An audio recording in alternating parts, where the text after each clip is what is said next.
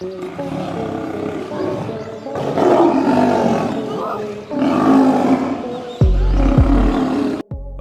शेर बूढ़ा होने पर आत्महत्या क्यों कर लेता है? क्यों जंगल के राजा शेर को अपनी कब्र खोदने की जरूरत पड़ती है? अब दोस्तों, ये तो आप बात जानते ही हैं कि जंगल का राजा शेर अपने सामने आने वाले किसी भी जानवर को मौत के घाट उतार सकता है। शेर जब शिकार पर निकलता है तो बड़े बड़े जानवरों की हवा निकल जाती है। अपनी लीडरशिप क्वालिटी और अपनी ताकत के बल पर शेर पूरे जंगल में राज करता है। लेकिन ऐसी कौन सी मजबूरी आ जाती है जिसकी वजह से शेर को अपनी कब्र खोदनी पड़ती है? क्या सच में शेर बुज़दिल हो जाता है या फिर उसकी आत्महत्या के पीछे कोई और ही राज छुपा है? दोस्तों, सवाल काफी पेचीदा है, लेकिन जब हम आपको इसका जवाब बताएंगे तो आप भी शेर की काबिलियत को मान जाएंगे।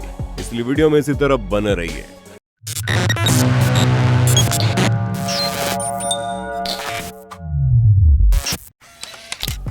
जिस शेर की केवल दहाड़ सुनकर जंगल के सभी जानवर कांपने लगते हैं, उसे देखते ही अपना रास्ता बदल लेते हैं।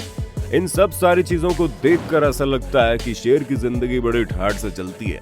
पर एक कहावत तो आपने सुनी होगी कि जिस पर बीतती है उसी को पता चलता है, और जंगल के राजा शेर का भी कुछ ऐसा ही हाल है। जिस तरह हम इंसान समाज द्वारा तय किए गए नियम कानूनों पर चलते हैं, ठीक इसी तरह शेर भी अपने ट्रेडिशन पर चलते हैं।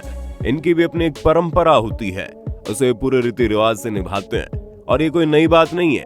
शेर सालों से उन तमाम चीजों का पालन करते आ रहे हैं जो उनके पूर्वज करते थे, और यही चीजें उनकी आने वाली संतानें भी करेंगी। हम आपको सारी बातें बताएं उससे पहले जानना जरूरी है कि शेर को जंगल का राजा क्यों कहा जाता है। क्योंकि दोस्तों, जंगल में विशालकाय हाथी से लेकर खतरनाक टाइगर तक हर तरह के जानवर हैं, और टाइगर तो हर मामले में शेर से 4 हाथ आगे हैं। फिर चाहे वो वजन हो या फिर ताकत। तो फिर शेर को ही जंगल का राजा क्यों बनाया गया? तो जनाब, इसका सीधा सा जवाब है उसके ग्रुप की वजह से। जी हाँ, शेर खुद तो खूंखार होते ही हैं, लेकिन खूंखार होने के साथ साथ काफी सोशल भी होते हैं, जो हमेशा ग्रुप के साथ रहना पसंद करते हैं। शेर हमेशा ही अपने परिवार को साथ लेकर चलता है। शेरों का जो परिवार होता है, जिसे आप समूह भी कह सकते हैं, उसमें करीब 15 से 20 सदस्य होते हैं, और सभी सदस्य आपस में तालमेल बनाकर रखते हैं। एक झुंड में ज्यादा से ज्यादा 5 शेर होते हैं, और बाकी उसमें शेरनियां होती हैं। आप ये भी अच्छे से जानते होंगे, शेर और बच्चों का पेट पालने की जिम्मेदारियां शेरनियों पर होती है, जो मिलकर शिकार करती हैं और फिर उसी से अपने ग्रुप के शेर और बच्चों का पेट भरती हैं। पर शायद आप सब ये बात न जानते हो, जब शेर के बच्चे इस दुनिया में जन्म लेते हैं तो 2 हफ्तों तक उनकी आंखें नहीं खुलती, और जब तक इनकी आंखें नहीं खुलती तब तक शेरनियां उनके पास बैठी रहती हैं और उनकी हिफाजत करती है। करीब 4 हफ्तों के बाद शेर के बच्चे चलना फिरना शुरू कर देते हैं और अपने झुंड के साथ इधर उधर टहलने लगते हैं। मात्र 3 महीने की उम्र से ही शेर के बच्चे शिकार करने में माहिर हो जाते हैं, और फिर वो शेरनियों की शिकार में मदद भी करते हैं। पर दोस्तों, कुछ ही महीनों बाद शेरों की परंपरा के अनुसार इन बच्चों में से नर शेरों को झुंड से बाहर निकाल दिया जाता है, क्योंकि ये शेर ना तो शिकार करने में उनकी मदद करते हैं, ना ही झुंड की रखवाली के लायक होते हैं। यानी कि वो पूरी तरह से निकम्मे होते हैं, जिनका झुंड में कोई काम नहीं होता, इसलिए इन्हें झुंड से निकाल फेंका जाता है। अब आपके दिमाग में ये सवाल गोते मार रहे होंगे कि झुंड से निकलने के बाद आखिर ये शेर करते क्या है?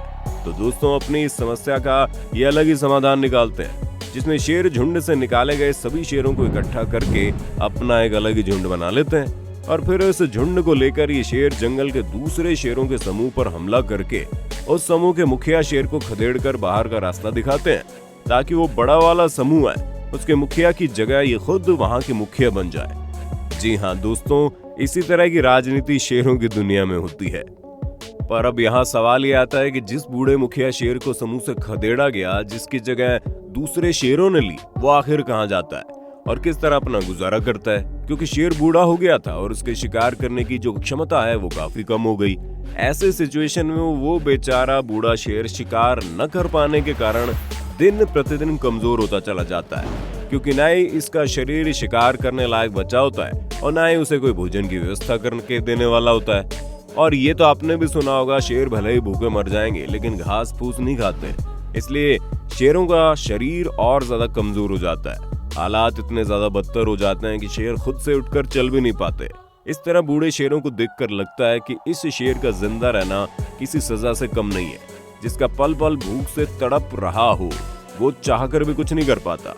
हाँ, कई बार ऐसी स्थिति में शेरों को मरे हुए जानवर खाने के लिए मिल जाते हैं, पर ऐसा हमेशा तो नहीं होता।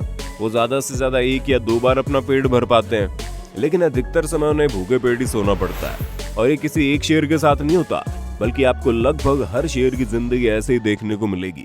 मौत के करीब आते आते शेर इतने ज्यादा निराश हो जाते हैं कि वो खुद ही जिंदगी की डोर काटने लगते हैं और उन्हें देखकर लगता है मानो वो आत्महत्या कर रहे हैं। और अंत में आकर जब उसके शरीर की क्षमता खत्म हो जाती है तो भूख से तड़पते हुए बूढ़े शेर की मौत हो जाती है। और ऐसा अकेले शेर के साथ नहीं होता, बल्कि जंगल की दुनिया में ऐसे बहुत से जानवर हैं जो सालों से अपनी परंपराओं को चलाते हुए आ रहे हैं, और वो जानवर उन्हीं परंपराओं के हिसाब से चलते हैं। अब जैसे कि आप प्यारे दुलारे से दिखने वाले पांडा को देख लो।